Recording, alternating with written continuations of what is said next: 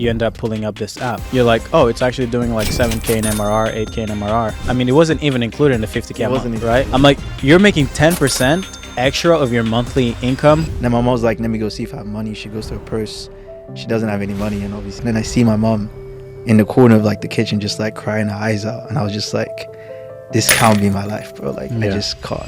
Maybe you want to share your recent... Yeah, so we hit like 53K a month with the agency, which was crazy, where I got paid that and I almost cried. Like, I almost like broke down because I was like, this money is actually real. Like, I kept refreshing it on Stripe because I was like, yo, is this real? I tell my mom, I was like, Mom, I made it.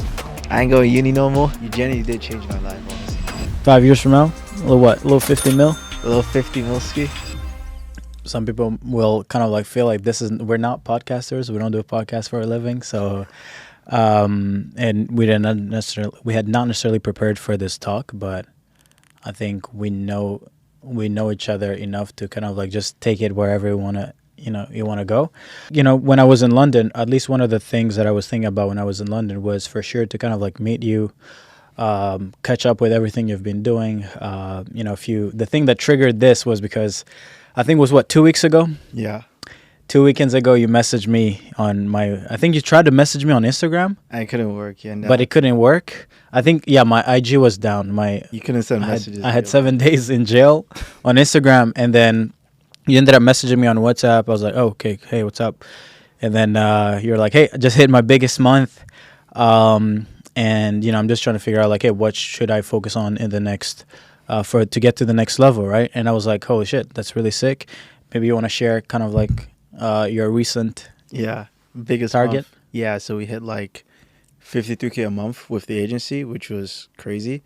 And I hit that because obviously the principles that I applied from before, like years ago, that you obviously gave to me, and obviously some stuff that I've been picking up along the way. So I was like, you know what? If the guy who took me from complete 0 to 10, and now I'm at 50, I should probably message him back again and see what's up. So I was like, you know what? Let me just hit this guy up, see what he's got, and see how it goes from there. Yeah. And, at first you messaged me and I was like, oh, okay, cool. Well, cool. We can do consulting and I'll, hear what you've been doing, what got you to 50K a month. And I'll just figure out like, okay, how do we 10X this? Mm-hmm. But our conversation completely changed after I kind of like got an update on what you've been doing. But, you've been cooking AI, so maybe to give people a little bit of context on that, but we're going to come back to that. Mm-hmm. But, you ended up being like, hey, how much for a consulting session? And you're like, hey, is this still the old price? I'm like, no, man, come on.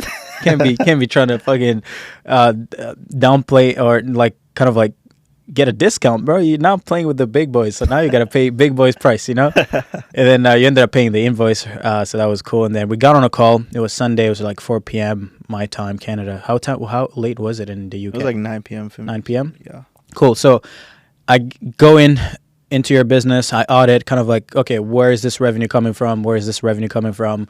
How much time is it taking you to do this? How much time is it taking you to do that? And we ended up laying out a plan, but then towards the end of that call, you end up pulling up this app, right? Yeah. You're calling it Launchsmith, and you're like, oh, it's actually doing like 7K in MRR, 8K in MRR. I'm like, okay. Then you go into showing me the usage. You show me kind of like the weekly retention rate. I'm like, okay. And then you're like, oh, like churn is also negligible. It's almost non-existent. I'm like, okay. I'm like, what do you mean you're making like over 10% of your... I mean, it wasn't even included in the 50K a month, right? Yeah. I'm like, you're making 10% extra of your monthly income from your business from an app. I'm like, what are you doing? Like, why didn't you mention that before, right? Because, I've been really interested into AI. So then it sparked an entire kind of like thing where I was like, holy shit, like, this might actually be something bigger than I thought, right? Because, as we get into AI, one of the biggest problem is how do we figure out how to monetize? Like, what is something that is actually stable, right? And I wanted to just kind of like preface that because I think that's one of the other thing that I wanted to also come in London and actually meet you and actually see what you're cooking. But for people to actually understand where you're coming from, I think we have to take them back from how we even got connected. Place, yeah. right? So, and at the same time, I would love to get the real story because, 2 minutes ago, you're like, oh, when I was at Meta, this is how we were building these apps and the coding. And I was like, what? I didn't know you worked at Facebook. So I think take us back to childhood, family, how, like, tell us everything, the story. I want to really get the story, and then we can get into how we got connected, or the program you joined, and this and that, right? Yeah, so a lot of people don't really know the full like picture, but I'm gonna go back to maybe when I was like 11 because I think that's when I obviously started doing like really cool stuff. So I was born and raised in Nigeria for 13 years of my life, but the first like I would say 11 years of Nigeria, I wasn't really living bad. Like my dad had a really good job. He was working really well. Was getting paid really well. But what happened was my dad lost his job. Like I think when I was around 11, and that income, we were going to private school, we were having like nice dinners, pretty much getting everything, and then after that it just like went down to like nothing. Like we weren't going out as much, weren't getting nice dinners. It was just like, bro, it was a complete drastic difference to what I was getting before. So it got to the point where like at around like maybe 12 or 13, my dad couldn't pay our school fees because we were going to private school. Wow. And it was like millions in naira every single year. So him and my mom, they were having like a conversation of like, hey, like what do we do? Like, do we stay in Nigeria? Do we not stay in Nigeria? And then my mom was like, you know what? Let's take them to the UK. Private school. You don't need to go private school over there. The public school is even better than the private schools in Nigeria. So I was like, you know what? Let's take them there. Take a risk. Let's give our children like, better education. And I was like, you know what? Let's go. So we landed in the UK. We didn't actually know we are going to stay there for our entire life. So we thought it was just a holiday. Then my mom breaks it to us that, hey, we're actually staying here for a really long time. And I was like, damn, that's crazy. And I got kind of pissed off for the first like 1 or 2 weeks. And it just kind of stayed like that. So we didn't have much money at the time. So we were staying with like my mom's like aunties and her friends. And what was happening was because we were kind of like squatting with them, they were pretty much just kind of like treating us the way that they would treat us. Like, because I don't obviously blame them for it. They have maybe their reasons, but there were days where we wouldn't get food because let's say something happened, like let's say my brother spilled something, like they would just punish us by not giving us food the entire day. So we'd just petty. Yeah, it was crazy shit. Crazy shit. Like we were always on the ropes every day. Like couldn't mess up. So imagine living your life like going from being able to kind of like go anywhere you want to just immediate restriction, and I just didn't understand why. And it got to the point where we were there for like maybe a year or like 2 years, and I think what kind of kicked me was when I was like maybe 14 or 15. I think I was 15 at the time. And I've been here for a year and a half, staying with our, aunties for a year and a half. And there was a time where my sister, I think she spilled something. And then for the whole day, they didn't give us anything to eat because they were just like, hey, you're not going to have any food. And that's like my mom and 3 of my siblings. And obviously me, we're just kind of like starving. And it comes to the nighttime. And my sister and my brothers, they're like, hey, we're all in like one bedroom, the same mattress, just like on the floor. And my sister goes to my mom. She's like, hey, I'm really hungry. Like, we need to eat something. And then my mom's like, let me go see if I have money. She goes to her purse.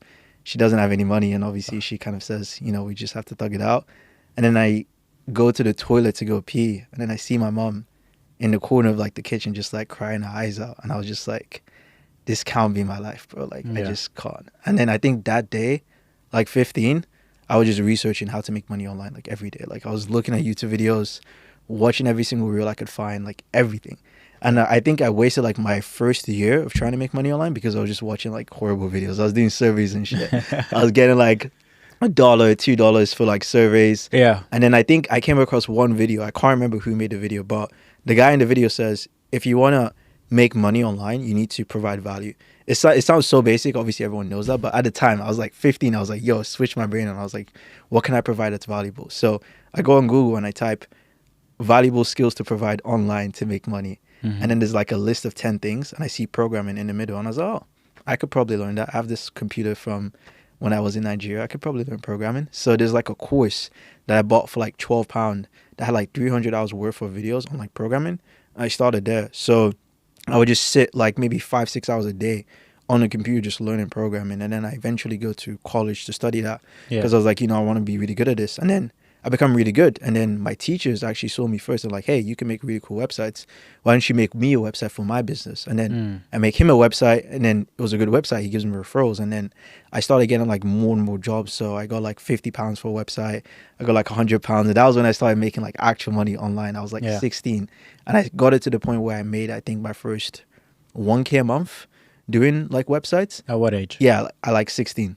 Yeah. So 16, I was making like 1K pounds a month, which was absurd at the time. And then it got to the point where I got really good at it, and obviously got really good grades in college for that as well. And that allowed me to pretty much get like, a gig at Facebook. So I just applied for like an internship, and they were paying like, I don't know, 42K or something a year for like, and I got it when I was like 18. So 18, I get the role.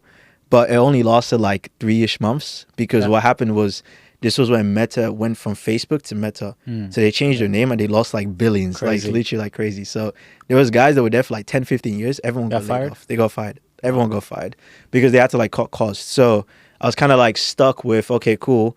I've got this experience. I can pretty much get whatever other job I wanted to do. But I wasn't too sure if I wanted to do programming long term, because I just didn't even know if I enjoyed it as much, because I was like, damn, this is so much. I was making good money, but this was still a before, job. Yeah, it was still a job. Like I'll still get paid. I worked it out. I was still getting paid like £20 an hour, which was above minimum wage, but I'm still not getting like a lot. So I was just convinced this was going to be my life, that maybe I just keep ranking up, getting paid like £40, £50, £70, eventually £100 an hour. But I came across a video, and it was like, you know who it is, like the Iman Gadzhi videos, it's like how to be more productive. Yeah. Then I watched the video, and I see the funnel, like he pitches midway in the video, it's like, hey, by the way, if you want to learn my agency thing that makes me all my money, this is how it works. And I was like, this is interesting. And then I go through the funnel, I watch the video, the VSL, and then I'm like, you know what, let me cough up all the money I have, and then I buy it. And I had to split pay the 1,500 because I didn't have enough money. I had to split pay it. Yeah. And I paid the first one, literally all the money I had, and then I bought my first website domain, and it was so bad that I didn't have enough money to change the domain, because I made a typo on the Wow. website, because I had like web full, it was supposed to be web like full, and I made a typo and I couldn't change it because I had no money. That's all I had. But do you still have it? I still have it. Yeah. I Still use it. And then I'm in this course. I learn social media marketing, SMMA, as you guys call it. And then I go through the whole part where you have to like pick your niche, and I pick solar to just start. And then I do that for like a month and a half. I wasn't getting really good results. And then I get a message from someone in the group, and they were part of your team, and they're like, hey, like, what are you doing? How long you been in the group? And I was like, oh, there's another guy reaching out just, to connect. I'm like, hey, man, what's up? I'm doing well. And the guy's like, what are you doing with your agency? How many appointments you booking? I was like, man, I'm booking like 0 appointments right now, bro. It's tough in the trenches right now. And then he tells me, he's like, yeah, but we're booking like 60 appointments. And I'm like, what the fuck? Like, how are you guys booking 60 appointments per month? Because this was back then when it was the Stone Age, bro. Like, no one knew any of this stuff, like appointment setters and stuff. So he was like, hey, let me walk you through it. So he sends me like 2 or 3 videos to watch before the call. I watch all the videos. Then I hop on the call, and instantly, like, he was like, yeah, you're broke. You don't have enough money to afford this. you can't afford this within 5-10 minutes. But he gave me advice that literally changed my life. Like, it was Hassan, and then Hassan told me, like, hey, man, just go do these things and you will make money online. Like, and I was like, cool. I do the things. Within 2 weeks, I get my first 2 clients, and I go from like 0 to 2.5K a month. And like, my life just changed like that. Like, this was around the time where I was supposed to go to uni. I tell my mom, I was like, Mom, I made it. I ain't going to uni no more. She was like kind of pissed, but I was like, you know what, fuck it. And then I go all in, and I make that amount of money for like 2-3-ish months. And then this is around the time where Hassan then reintroduced the idea of like, hey, get into short form content is popping off right now. Yeah. And that's when I obviously buy into, the program. And For context, so back then we were using my closer's Hassan's Facebook profile to reach out to you. Then you probably got set by a setter. Yeah. Who then sent you videos to watch to learn about our processes. Then you jump on a sales call. Then Hassan realizes, like, shit, you ain't got no money. Yeah. But then tells you, like, hey, maybe do this approach around prospecting, get leads, blah, blah, blah, sell. And then you go on to implementing it, and you close your... So who was that client that you closed? He was a guy for solar marketing. So he had a solar business. Yeah. And I closed on the one that had a solar business as well. So he paid me 2K, and then the other person paid me 500. So what services were you selling them back then? So I was selling them Facebook ads. Okay, sick. How did you get them? Through Instagram outreach? This through Facebook outreach. So Facebook groups? Yeah, this was what was working back then. Like No going way. into Facebook groups and like liking their stuff and then Sick. reaching out to them. That Fire. worked. Okay, cool. Then you go into making a few couple $1,000 a month consistently. Yeah. And then back then we had the short-form content format just hit the ground, and we're seeing like a lot of demand. And did you join one of the webinars? I think I didn't join one of the webinars. I got sent a video from Serge. I mean, if not from Serge, from Hassan, and it was like, Yeah. "Yo, this is ripping right now." Like he calls me and he's like, "I wouldn't tell you to buy something if it wasn't good." Like Yeah. he was like, "Closer aside, this shit is actually good." And he showed me the video. I think it was the video was like how I think like someone made like 60K or something like that from Yeah. like short form content. And I watched the video. I was like, "Yo, I'm buying this thing." Yeah. And then like you had the video of like the appointment setter stuff, like the appointment setter VSL, like, hey, this is how you can get like, 20 to 30 meetings per month with trained VAs. Yeah. And he sent me that video. I was like, yep, send the invoice. So I was just like, let's jump on, go. send the invoice. So yeah. Yeah, I remember because he messaged me. He said, yo, got this kid, because back then you were what, 18, 19? Yeah, I was It like, was like 3 years ago? yeah, 3 years ago. Yeah. 3 years ago, he messaged me like, yo, I gave him advice and he actually got results, but he only has like, I think he had like 2.4K, 2K. Yeah. He's like, can we make this deal for him? I'm like, shit, he already made money with free stuff, so I'm sure he could figure out a way to make more money and we could do something down the line. So he ended up selling it to you for like 2K. You Yeah, get in, yeah. and then you end up getting VAs, right? Yeah, VAs. Back then, we were kind of like placing trained VAs into businesses, and then they would do outreach for you, and maybe we structure the sales process. But we also changed your offer. You did not keep selling Facebook ad. You switched to short-form content. Mm-hmm. Talk about that. Like, then go from 2K, $500, 2.5K a month, to then switching offer, giving the market what the market wants. What happened then? What happens to your... So the difference in demand was crazy, because then about when you're selling the Facebook ad stuff, like there was so many people already selling it that these guys would kind of just know what you're trying to do. You know what I mean? Like I got my clients through just sheer volume of just like spamming every day. Like I would sit down.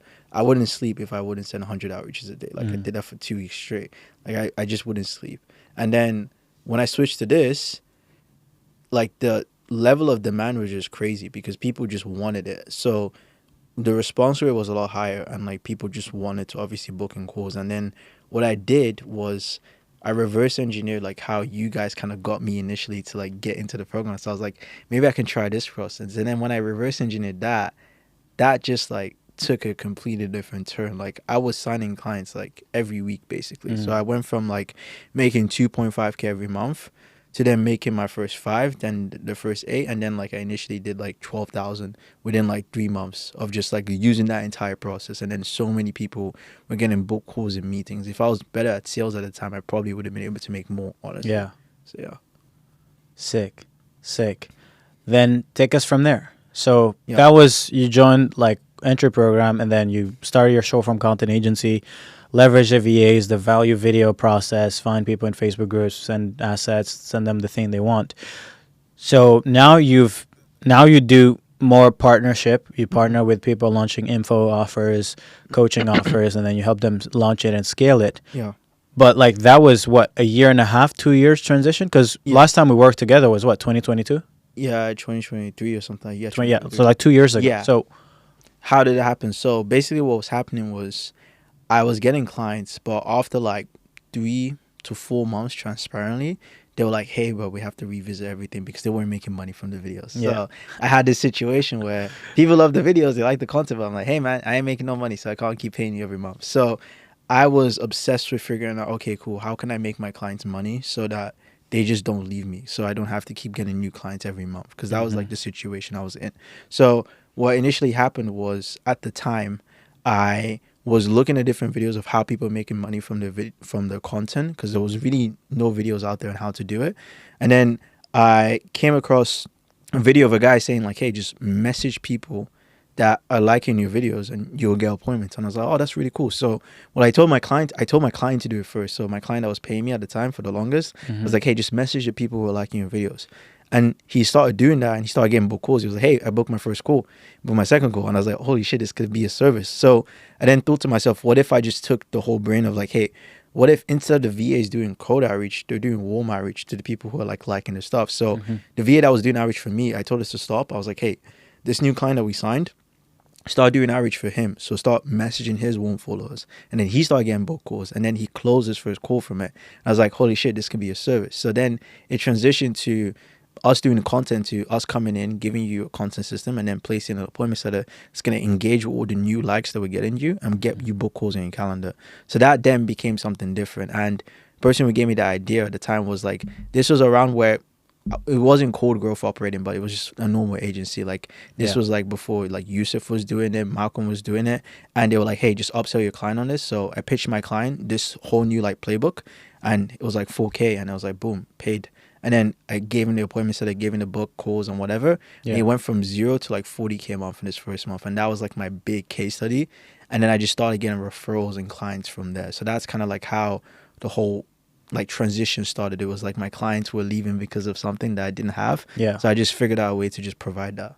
Okay. So you go from realizing that, oh, I can't just sell this service because it's not bridging the gap. People still, you can generate leads, but it's like if you don't help them convert them, they're maybe not good at building a business, but they're good at their scale. Yeah. So like, how do you then force? Because the thing a lot of people don't realize is that you can have a lot of attention, but if you don't have a mechanism that forces people to take action and actually buy, you're not going to have anything. And then you have people who over kind of focus on that, and they're great at sales and great at appointment setting, but it's like they have no attention. Yeah. So it's like you have to solve all things the perfect way if you're actually going to scale. So then you start first doing it as for your client, but then the next clients you get, you're like, hey, we're going to implement this into your business. Yeah. And then upfront, and then what, a percentage on the back end? So it would be an upfront at the time, and then we'll do a retainer every month. Okay. So it would be like 3-4K upfront to build the whole entire system out. Yeah. And then like you're still cheap, eh? Yeah, you're still thinking like you're that kid that's still learning code for $12. At the time, yeah, literally. So they pay upfront because they saw the value, and then they'll pay me like 1,500 to 1K, and then I'll just use that to just keep the content going. And I was retaining clients for a long time. Like clients would only stop if like they just didn't want to continue the offer. Like the client that we made 40K for, he paid us for 14 months straight. Wow. Like no stop. Like he just kept paying because he was just getting so much value from it. Every month he would always get new appointments. So that then became the funnel. And then this was around the time where I think 2020 4-ish, then the growth operating stuff starts coming out. People are like, oh, this is really cool. And then people are like partnering up with these creators, and they're taking a percentage instead of like a retainer, because at the time it was just retainers. No one was really doing percentages. Yeah. So then percentages started becoming cooler now. So we then thought, okay, cool, instead of doing like 40-50% of like their entire business, let's just take like a smaller percent, but it's like higher tickets, so there's more money involved in it. And that's when like I started getting paid rev share. That's where I started stopping doing the retainer model and started doing the upfront. Then after that, it's like a rev share model, and that's how I went from like I think making 15-ish 20 to then scaling past like the 50. So. Yeah, 100%. I think, and also it's something that a lot of people don't mention on the growth operating model is that if you don't get paid up front, because a lot of people literally will not get much money up front. They'll just do like, oh, I'll just do partner with you. But it's like, regardless of how much work and how much value you deliver for a client, if they don't pay for it, they will actually not value it. Yeah. And if they don't value it, then they're going to be like, why do I need to give you 50% of my business again? Yeah. Nobody's going to give you 50% of your business for more than a month, They're going to be like, oh, I can replicate this in my business, So yeah, that's sick. And then, I was with Hassan maybe like 3 weeks ago, and he was sending me, the deals that you guys closed. Now you're, maybe you can tell people how much you charge, right? Like right now it's like 15K up front and then a percentage on the back end, right? Yeah, so it's like anywhere between 10 to 15K up front and then a percentage in the back end. And that's been all the bigger deals that we've been doing now, because now I've got to the point where I'm blessed. I have a bunch of case studies and a lot of social proof, so I don't have to prove myself to anyone. So people just come in and they're like, hey, I know what I want. Here's the fee, and they just pay it. So yeah. Sick. Now, how do you feel looking back on, because I didn't know the context of why you guys moved away from Nigeria, right? Like for me, I'm an immigrant too, right? Yeah. But I didn't know that you guys moved in that context, Yeah. right? So, when was the moment where? Because I had that moment. I had the moment of like making my first sale, 4K up front. That was my first ever money I made with my agency, and I was like, "Fuck!" Yeah. Like I literally came up with an idea, learned how to get people's attention on LinkedIn, get this stranger on a call, got him on a sales call, pitched him something I've never done, following Sam Oven's sales script, and gotten a stranger to give me $4,000.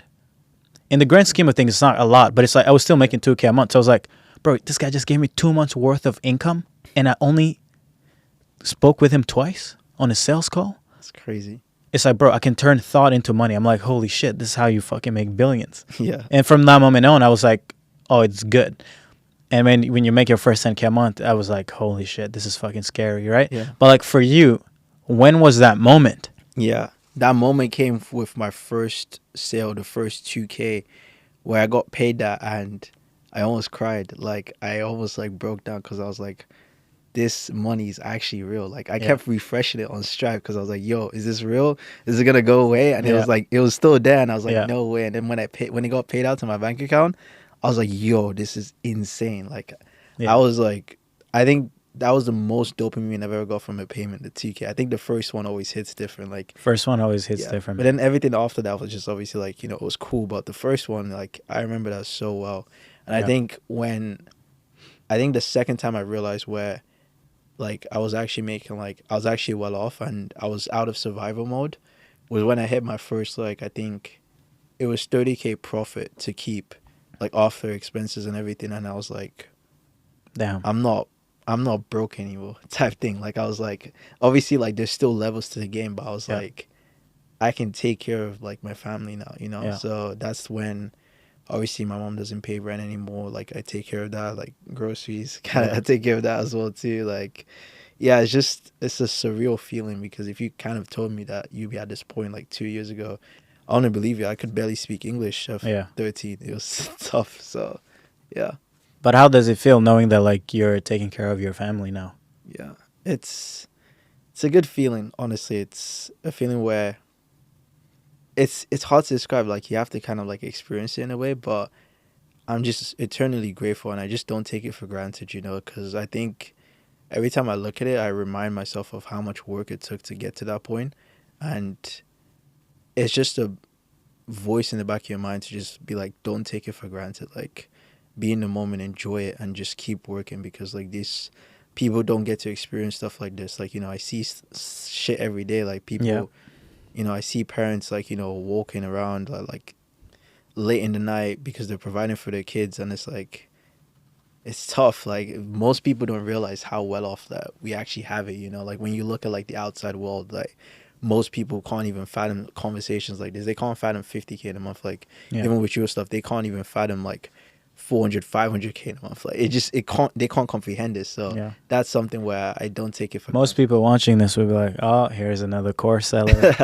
We're trying to sell them a course, but it's like, it's normal for them to have the limiting beliefs. It's fine. Like you get there when you get there. You don't have to believe it. No one is forcing you to believe it. But I think for me, like I think from your situation, I think like what you've done is fucking legendary, right? And biggest advice I would give you is like you should use it as motivation to chase even bigger, greater things that actually make you scared, because you've already mastered this level. But the problem is this level is not as secure. It's dependent on you waking up and cooking, right? Of course.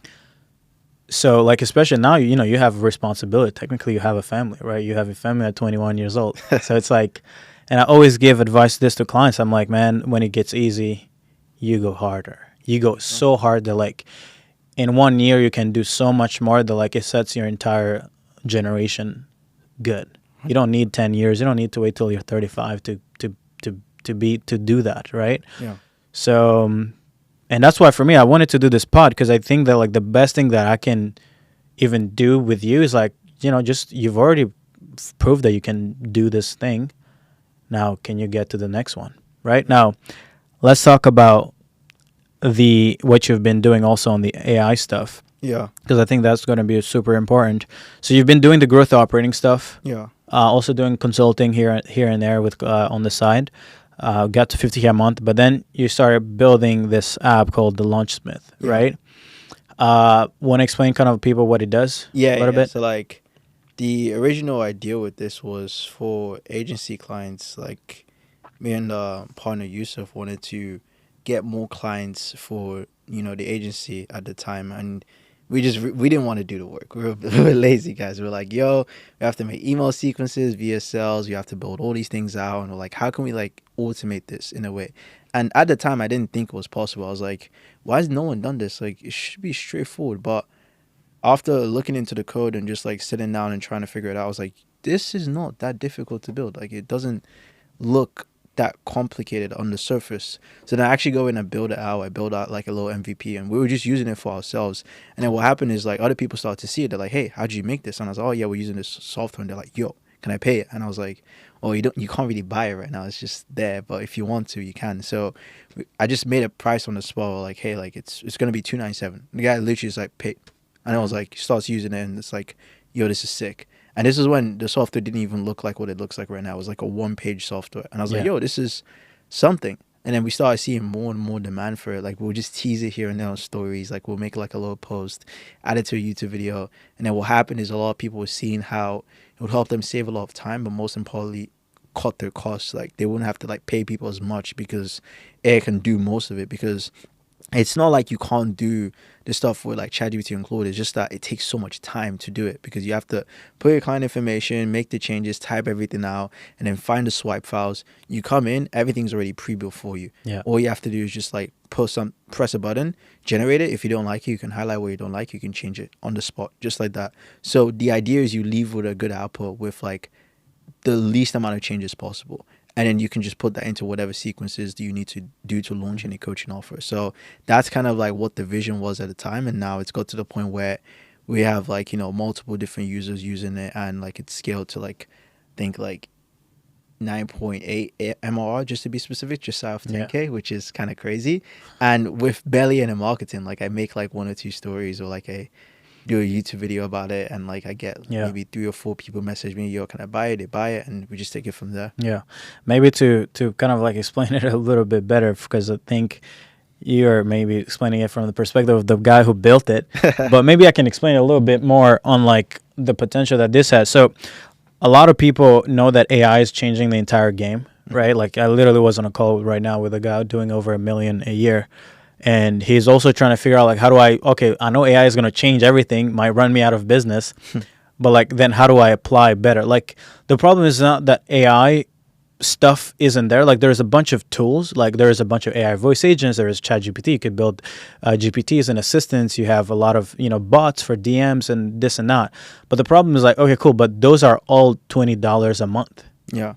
So how do I make money? Like, I'm an expert at something. I run a service, but it's like, how do we make money in the era of AI businesses?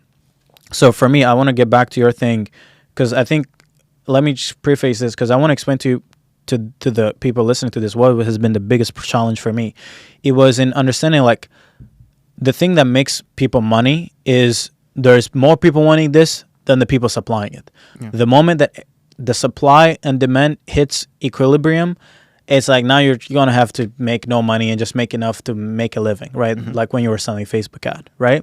So I'm like, okay, cool. If everybody just starts selling voice agents and this and that, it's already commoditized, right? There's on Fiverr right now, there's like, I saw this guy selling it for $44, integrating a voice agent on Assistable or Vappy. I'm like, so I can't really tell clients that like, this is the way to make money with AI. Yeah. And even I'm like, man, it's already been here for like less than a year. So I'm like, if it's already this commoditized, how do we make money with AI? Everybody's saying AI this. Then before I went to the app perspective, my idea was, well, you could technically start acquiring businesses where you go in, you figure out how to run ads for them, what creatives work, setters, voice agents, receptionists. You just cut down the extra costs from people who are useless. Yeah. And you just integrate AI, and then you change the cost structure of that business. Let's say for a dental clinic. And then you go do it for one clinic, you make it 50% margins, and then you go roll up another clinic. You integrate AI, and then you cut the cost, and then you can even raise money and just spin up, roll up a bunch of clinics, and then have AI dental clinics that are very profitable, right? And then you could go sell it to a private equity. But recently, the problem is who's going to want to buy these boring businesses? Everybody's saying, oh, you should go after boring businesses. But it's like, yeah, but who wants to buy a boring business, bro? Yeah. The reason why they're boring is because they're boring. Nobody's building a fund and going and putting $100 million buying law firms. No one is doing that. Yeah. Right? They want to buy things that are zero marginal cost of replication, crazy margins. You can go from this users to 1,000 users a day in an hour, a second, because that's the big place, right? So I realized, like, yeah, AI-driven buyouts could work. But it's, first of all, you also have to be really fucking good to even pull this off. Yeah. You not only need to be good at AI, you need to be good at raising money. You need to be good at operating. People can't even make 10K per month.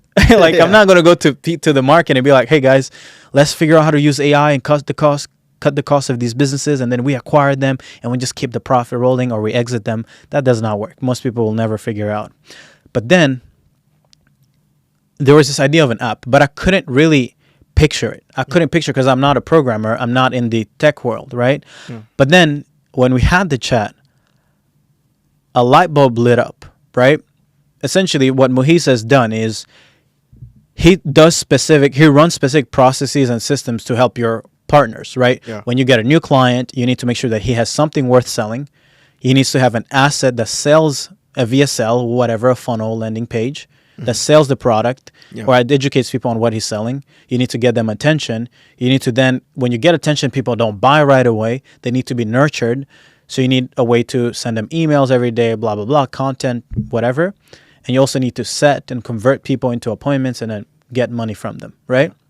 What Muhis has done is he's taken these processes that he would normally run, or his team, and then turn them into AI workflows that essentially take his knowledge.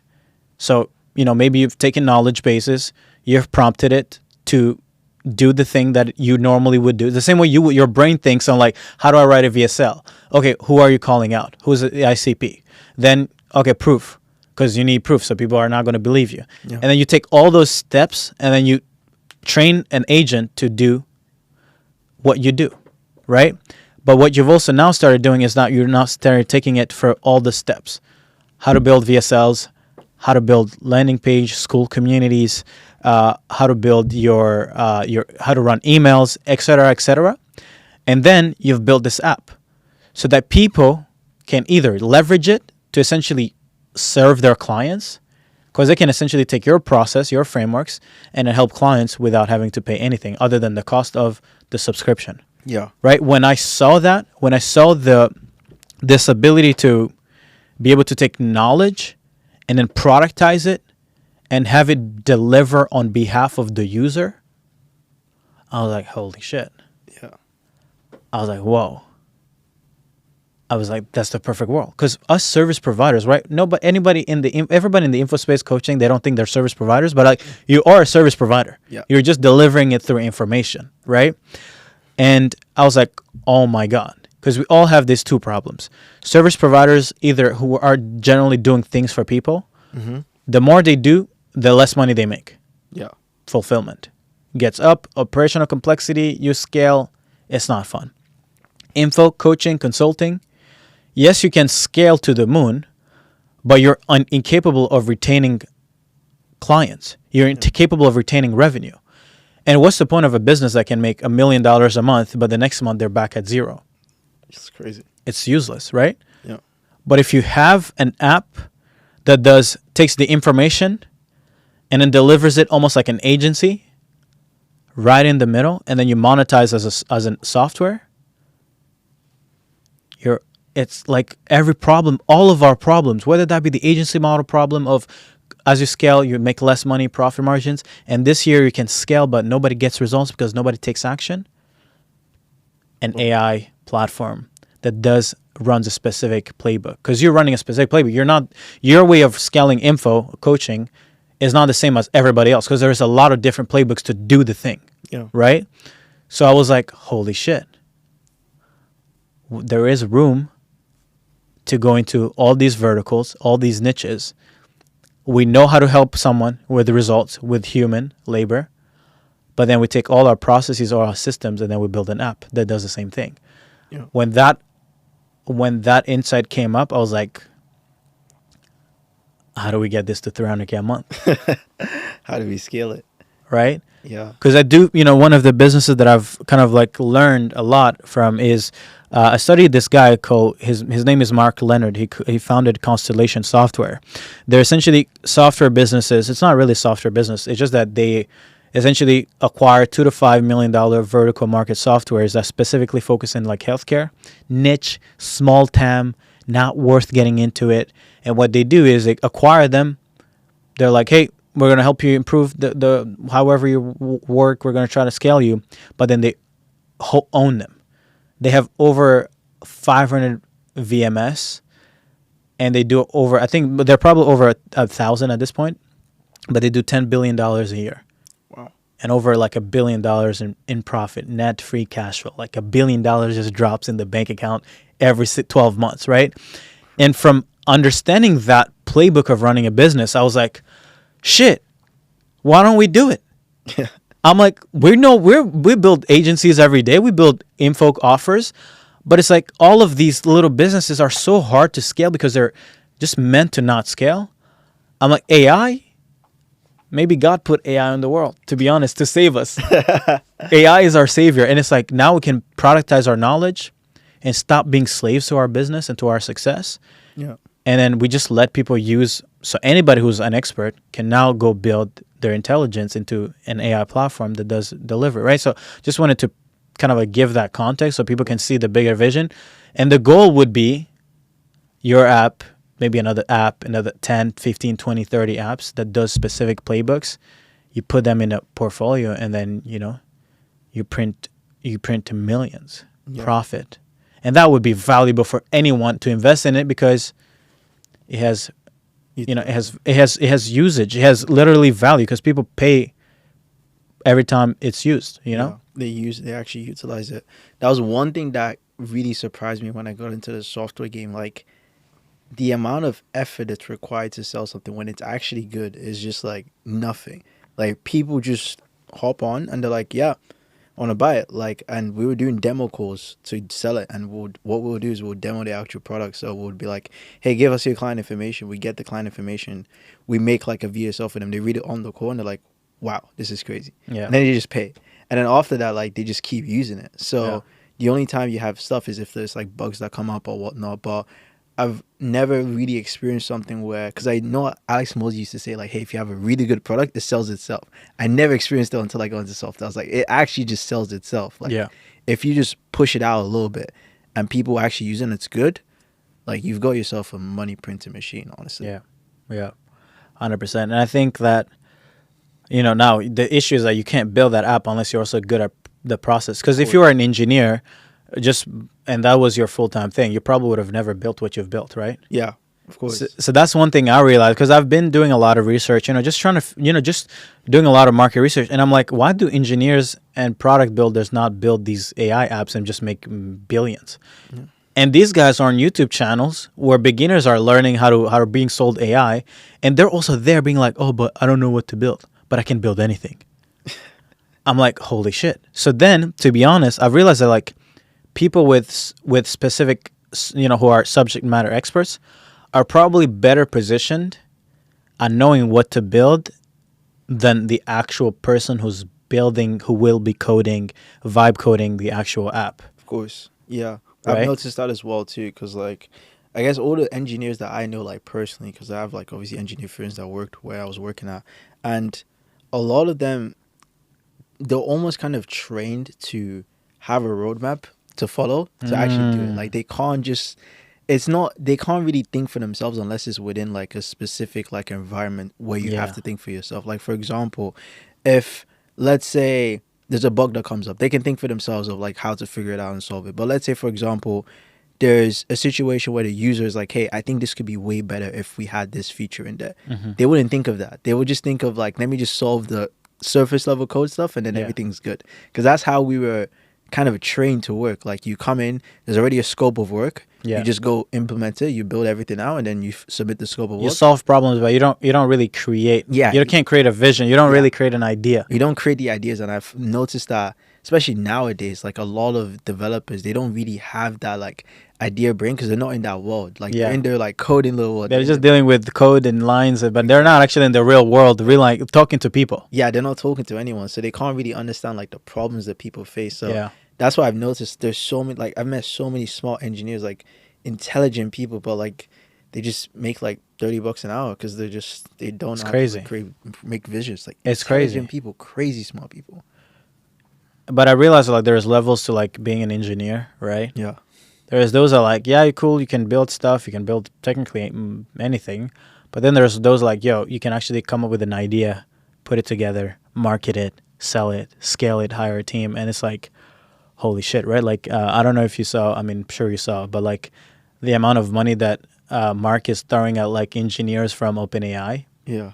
you know, like 10 mil a year, $100 million signing bonuses. I'm like, what? How does that work, right? But yeah, man, but I'm excited. So, you know, one of the things that we spoke about is, you know, after I kind of like introduced me to the app, I was like, yo, scale it to 30 grand a month and like, let's cook. Yeah. Because you also have to validate it at that scale. Because for me, I would be super interested in like getting into it, partnering up with you. Because I do think that that's the world. That this is where the future is going. It's like no more service businesses, guys. Let's just cook a bunch of platforms. Yeah. You know, make niche specific platforms that actually work. But what do you think about that? What do you think about that play? Like I know when we were talking on the call, it was literally coming up as I was talking. As you were speaking, yeah. Right. It wasn't even like I didn't come on the call with that in mind, right? Yeah. But when you showed me what you were doing, I was like, oh. It makes sense. Yeah. So I think what happened after that call was like, I got the idea of like, okay, cool, I need to get it to this point, and then obviously like the plan is to invest and all that type of stuff. But then I think afterwards, like you made a video recently. One of my friends in the group sent it to me, and it was like your video of like, I can't remember the name. It was like if the path is something like, yeah, if you just stick to it, yeah, if you stick to the path long enough, like, you know, it almost like opens up and it opens up for you. So then I watched that video in its entirely, and it made extreme sense because I feel like where the world is going right now is that like people are tired of just like these kind of like information service providers, because at a certain point it becomes harder to sell. You almost have to like almost create systems to force people to buy stuff. Like now we're entering the age where people have the time and the resources to obviously like implement stuff themselves, but they're looking to buy niche specific things, because if you can almost like remove the ability for someone to have to think to get a good output, they will just pay every single time. And I think that's kind of like where we're moving to right now. Yeah. So what's the plan? What's the goal? So the goal with this now, with Launchsmith, that we're trying to get to is we want to get it to the point where anyone can come in, any sort of like service-based business owner or whatever, can come in and like scale any sort of like coaching program and remove any sort of like human input entirely. That's like the goal. Like we want people to be able to operate coaching businesses, at least at this time, or like info specific offers at extremely high profit margins when it comes to like the team that comes to like the growth of like the actual team, the marketing side of things, like very little involvement. And if you are paying someone, you're paying them nothing because they're just clicking buttons and just making little connections. And we want to get it to the point where it can almost even have integrations with different apps, for example. So let's say, for example, you create your email sequence that you need to send out to your users. You can press a button, it connects to ConvertKit, ActiveCampaign, MailChimp, and it just sends everything for you. So it gets you to the point where it's almost like this entire like playbook of you can come in, scale any sort of info offer, and just like have extremely high efficiency at any given point in time. So that way like human error is just almost like removed, and it's just like scaling from there. That's like the big vision of it, honestly. Yeah, 100%.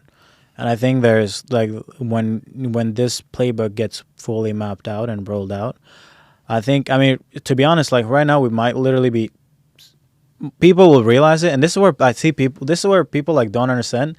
When they see kind of like me on YouTube, they're like, oh, but like, oh, I'm just, you know, I started out with appointment setting, but today's has nothing to do with what I do, right? Because for me, I'm like, I'm trying to go where the world is going. I don't care about what maybe a lot of money yesterday. I don't could care less. I embrace the world as it evolves, right? And what's really sick for me, it's like I'm really excited for us to be right about this play, Yeah. because then everybody going to look back and be like, oh, okay, They were onto something. you know. So So it wasn't crazy. yeah, I can't wait. I can't wait. Right, like, which is why for me, I want to do as much as I can to push and to help you into kind of like scaling this thing, because when you validate this, I mean, technically we've already validated it, right? But there's still some like inputs required to make it perfect, to make it frictionless. But like, it will be a crazy world, because not only do you help someone launch their offer without having to do anything, their info coaching offer, but you also allow a kid like you who was immigrant, dealing with all the craziness of life, Yeah. who wanted to figure out how to make money online. Imagine this world, right? You get here 2015, right? Yeah. You're 13 years old, right? You're dealing with all that trauma, right?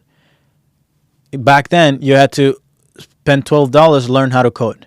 Yeah. How many people are going to learn how to code? Most kids nowadays don't even have a brain to learn how to like wash their own clothes, right? It's crazy. Like, the fact that you even did that is insane. So you literally needed so much commitment and so much literally discipline, more discipline than most grown people, right? But imagine now 10, 15 years later, 2025, 20 beyond, where, oh shit, I want to make money online. Okay, cool. Choose which app you want to leverage to go help these businesses. And all they have to do is pay $100 a month, and you can scale any business you want, any info offer, and you can charge them thousands of dollars, $5,000 a month, or whatever you want to charge them. Yeah. And you get what they want to do, what they want to sell. Click one button, offer, product is created, marketing assets, content, sales, setting, messaging, assets, everything gets created. Brrr. Boom.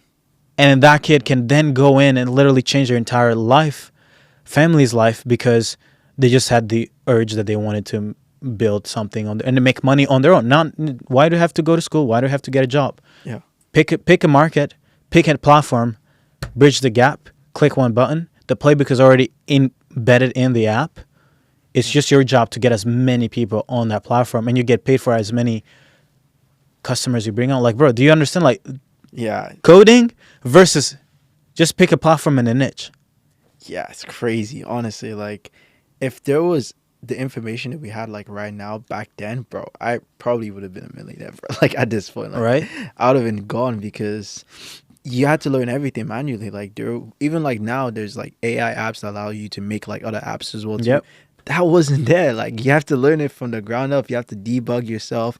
You have to code yourself. So I'm looking at this one, and it's what's crazy is that's only gonna get easier from now on. Like, this is just a start. Like 12 months from now, looking back at this, it's like it might be even easier. People can maybe build like entire full stack apps now. Yeah. It's like, so I think that's one thing that's crazy. And another thing you also mentioned as well too, that I think is a little bit underrated about the platform, is we almost want to create some sort of ecosystem where people who also scale other offers as well, that have their own niche specific playbooks, can also sell it within the platform. So what I mean by this is similar to how GHL has the white label system, where GHL realized a lot of the people that were buying their stuff were service providers and all those types of things, people actually fulfilling the services. So they went to people who teach people how to fulfill those services and like, hey, you tell your students to use GHL, and you can obviously go from there. So what they can do is they white label GHL and they sell it. So a lot of people say they're SaaS founders, but they just white label GHL. Yeah, yeah. It's crazy. So we want to be able to kind of like replicate that as well too. So people can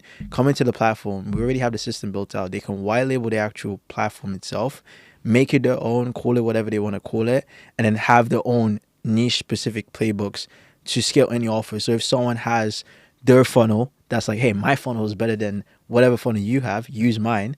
This is how you do it. This is all my playbooks. This is my SOPs. Yeah. They can upload that, and then it can create playbooks that you would use. So let's say Serge Gatari has his whole VSL playbook that works extremely well. Like, you have a thesis on how you craft your VSLs.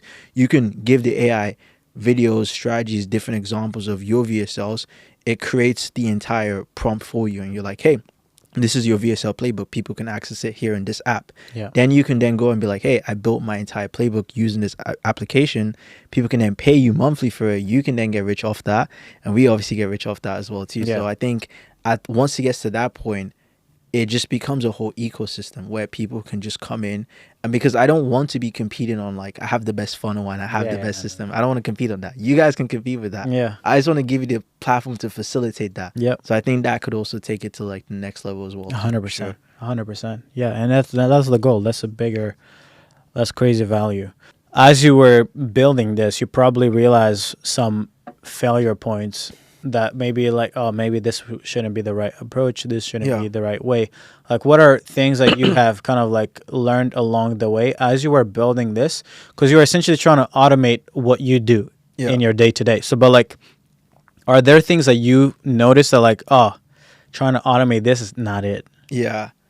So there's certain things where it was kind of difficult to automate in a sense. So for example, there's specific workflows that people have when you want to like create like certain things. So the way I would build a product was I would reverse engineer what would I do when I want to launch this creator, and then how can I put it into the AI. So like, let's say for example, I signed a client and we're about to launch like an offer for him, like we're going to post on this IG.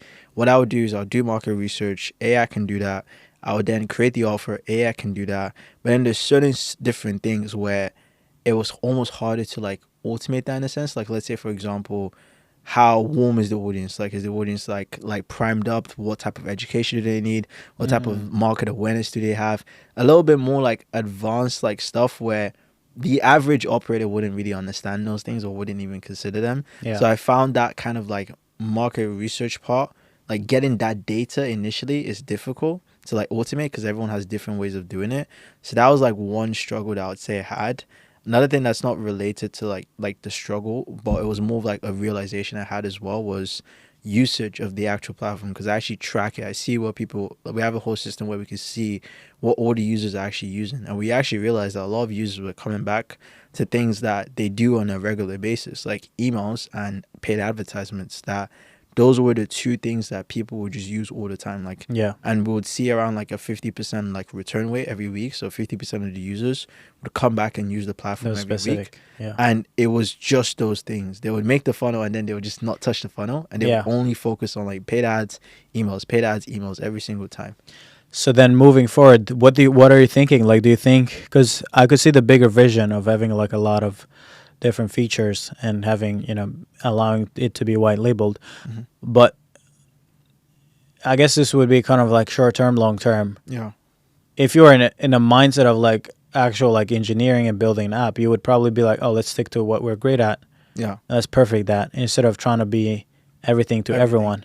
Yeah. So how are you thinking about that? Like, because you got an insight, but like, what was the behavior change? Yeah. So what I did is I built out everything that could facilitate to make the best output possible for emails and paid ads. So we added a feature where it's actually really cool, where you can actually get a link of a YouTube video, put the YouTube video into the platform, and it'll transcribe the video and then create an output based on the YouTube video that you put. So you can make emails based on your YouTube videos.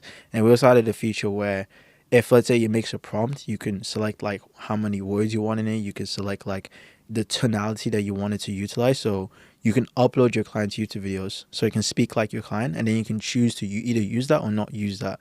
So the emails would not sound generic. So we would have the AI saying stuff like, what's good, my G, like bro, and it's the exact phrases that you would say in your YouTube video. So we pretty much like try to facilitate people making the best outputs possible, because we also noticed a thing with AI where AI the outputs are always subjective to every single person. Like, so there's obviously like a base level of like, this is good, but then everything apart from that is then subjective to like different levels of intelligence. Someone might be like, oh, this can be improved. So then what we allow people to do is like facilitate that little micro improvements and make it as easy as possible, where they don't feel like they're doing too much work. So we added a feature where you can just highlight, or you can speak to the AI and tell it like, hey, change this part specifically, and it would change that part for you. So then it just became a thing where you can make your output, and if you're not happy with it, you make 1 or 2 changes and then you're done. Nice. And then you just go from there. Sick. So you technically like did double down on improving what they use the most Yeah, before you try to perfect all the other features, yeah. right? So that's kind of like what we did, and then obviously, like, users are users. Like, one thing that we do is we collect a lot of information. Like, every week we send forms like on a weekly basis, and I hop on calls with the users as well. Yeah. Everyone's always gonna say, "Hey, it would be cool if you could do this. It would be cool if you could do that." So they'll give you like random shit to like build out, but we just noticed that the thing that you're coming back to use, like, that's why I keep asking them, like, what do you come back on the app to use? Because I've seen you've logged in like 6 times this week. On these 6 times, what did you do? Because I see you made emails. Why did you make them? And I always get information of like, because they're providing services where they have to do these on a monthly, weekly basis, they keep coming back to the platform to save them time. So that's why I've realized where if I want people to keep using this, I have to make sure that I facilitate for the things that they're just doing on a constant 100%. basis. So yeah. Sick. No, I'm excited, man. I'm excited. Shit. 5 years from now, a little what? A little 50 mil? A little 50 milski. Like, I think the experience just from building this as well too is just gonna allow me to just double down on a lot of apps, because even the time it took to push this out, if I was to push out something else, I would probably be able to push out an MVP within like a month and then like market it, because I know all the mistakes that I kind of did for marketing this, I know what to do to not do it and get it to like a certain number like extremely quickly now. And I feel like once I do get it to 30 and then obviously we scale it from there, I just have so much insights and just software specific where I'm just going to double down and just take it from there, honestly. So yeah, that's the goal. Sick, man. Sick. No. And I'm excited to see where the future kind of like leads.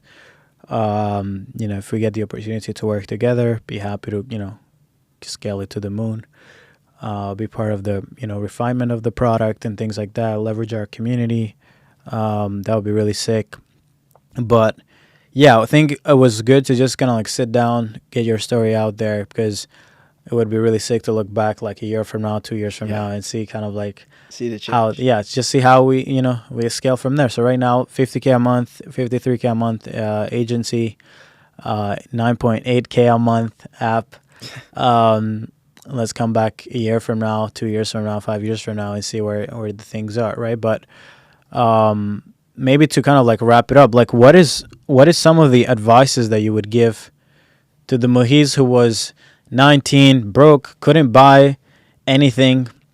Like, what is it that maybe you've learned from, because you've been trying to get there. It's not like it's not like it's your first year in business, right? Like we started working together 2 years, a little bit over 2 years ago. Yeah. And even then, took you 3 months to get to 10K per month, 12K per month, and since then it's been what, a year and a half, almost 2 years to get to 50K a month, right? So like, what can you tell? What are the like the top 3 advices that you would give the you who was just trying to figure out? Maybe the you who's just getting started, the you at 12K per month, and maybe the you who at 50K per month. Yeah. But maybe you wanted to do it earlier. Like, what would you? And it doesn't have to be about revenue. It could just also be like life advice, like life advice. Yeah. So if I was going back to, let's say, like the me, like with no money, no nothing, like I think the one thing that you really have to double down on is just like, you say this a lot, is like success leaves clues. Like the guys who are winning, they always have a way of doing things that it might not be clear on the surface, so you have to like really study them. I think what I did a lot is I consumed a lot of the content that was in the program when I initially invested, and then what happened is I spent a lot of time reverse engineering. Like, how did he get me to pay him this amount of money where I'm broke? Like, if you can get me to pay you, I can probably reverse engineer and get someone else to pay you as well too. So I tried to reverse engineer that, and I feel like I didn't really do that enough.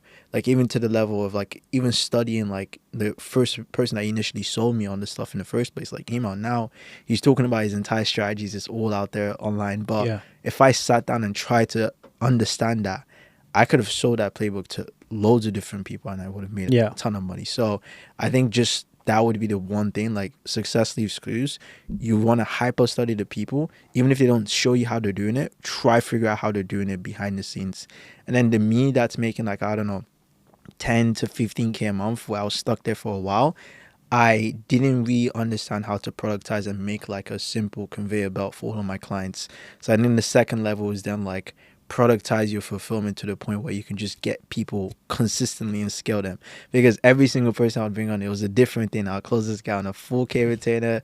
This other guy's on a 1,000 retainer. This other guy paid me 6K. It's like all over the place, and it had to be productized, like the same stuff. I was stuck there for a long time because I was spending a lot of time in fulfillment, to be transparent. I was just working because I was so afraid of clients not getting results, and I was obsessed with that. So that kept me at that lower point for a while. So once I figured out how to productize everything, which I wish I could have done a lot sooner, but I got a lot of insights either way. Once I productized everything, then selling just became an easy game. Then it was just a game of like, build a system to just get acquisition and just constant clients coming in. So I think at that stage where I'm at right now, it's still something I'm figuring out, which I want to do, which is building a consistent acquisition system to get new people in, and then having something to retain them, get people to keep paying you over and over again. And that's when you build like actual like wealth. Because I think from a very early time, I started to realize, okay, cool, this info stuff, it's like, it doesn't make sense how you can make 100 in 1 month and then go back down to 10. Yeah. Like I just couldn't understand that. Like every time you have to go over and over again. And I was just like, this shouldn't be real business. And then that was around the time where I started looking at videos from like actual founders, like, because you put me on that, like, you know, watch videos from actual founders, understand what they're doing, understand how they're scaling businesses. And I think I realized from an early point, I was like, yeah, you need to retain clients. You need to get them to keep paying you. And once I understood that, that's when I really had a vision of doubling down on this. And I feel like if I knew that a lot sooner, when there wasn't really that many people doing it, I could have also made a lot more money. So those are the 3 pieces of advice I'll give to myself. Love it. Love it. So you're broke. Just model someone who's successful. Yeah. That's kind of like what I did. I think my first initial business was literally based on modeling someone else who was doing really great, and I just try to sell his playbook to someone else who was in the same niche as them but was a dummy, right? Yeah. That's step 1. Step 2 is productization, right? Keep talking about build and release, but nobody wants to build once and release infinite amount of times. They don't want to listen.